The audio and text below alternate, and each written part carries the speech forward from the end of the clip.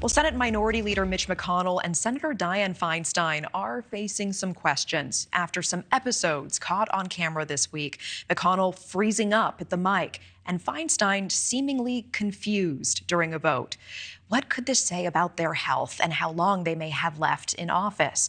For that and more, we are joined now by Dr. Christopher Colbert, Director of Medical Student Education and ER Doctor at the University of Illinois, Chicago. Dr. Colbert, thank you for being here. Natasha, I appreciate being here. Let's first take a look together at Senator McConnell on Wednesday. Good bipartisan cooperation and a string of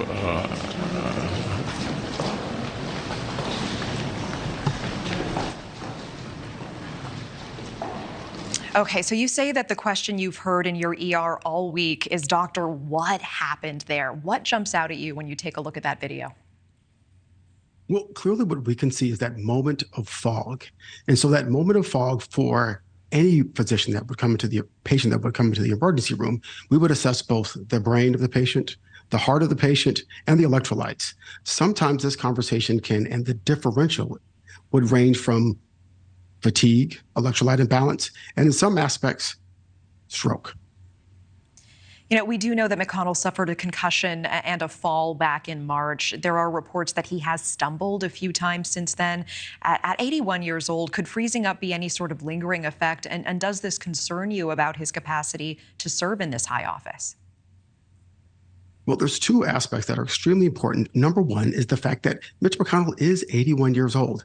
There's a lot of time and movement that takes him with being a politician. So that being said, we would have the assessment of both the heart and the brain. And from there, we could probably identify what could be the catalyst for these concerns. And it's always too early to really dictate and provide insight on the longevity of his career. Right now, the focus should be on his health and recovery.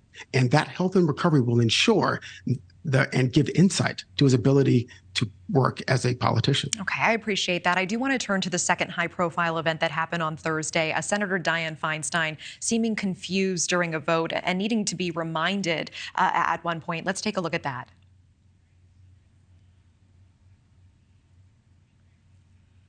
Submitted. Yeah, just say aye. Okay, just Great, aye. Thank you. So Feinstein has suffered from shingles and encephalitis this year. What do you see in this video, this moment of confusion? Again, it's that moment of fog, of which has a broad differential. So again, if that patient were present to the emergency room, we would assess the brain, the heart, and the electrolytes. It would be a standard workup for these individuals to better identify what the cause of these moments of fog can be attributed to. You know, I do want to move to Bronny James with the time we have left. LeBron James's 18-year-old son, of course, who suffered cardiac arrest on Monday during basketball practice at USC. We know he's been released from the hospital. And in fact, LeBron just posted a video on Instagram this morning. Let's take a look at that.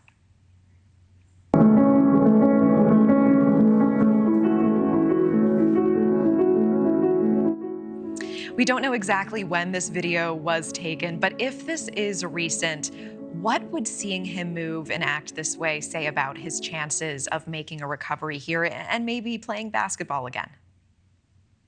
Well, it's our hope that this is after he is discharged from the hospital. This is very reassuring. Now, the cardiac arrest or the cardiac standstill is something that's not as common in pediatric population as we do see in adults. This is cardiac standstill and seen very often in high-performing athletes, usually caused by either a structural abnormality or sometimes an electrolyte concern in reference to the message of the heart and related to arrhythmias. Identifying the root cause is what will be the huge effort for those physicians. Identifying whether or not and how he will recover is based on his health recovery today, which can provide insight on his longevity as a high-performing athlete. Yeah. All right, Dr. Christopher Colbert, I know we are wishing really all three of them all the best. Thank you so much for your time. Appreciate your insight. Thank you. Thank you for watching. Go to newsnationnow.com to find News Nation on your television provider. And don't forget to click the red subscribe button below to get more of News Nation's fact-driven, unbiased coverage.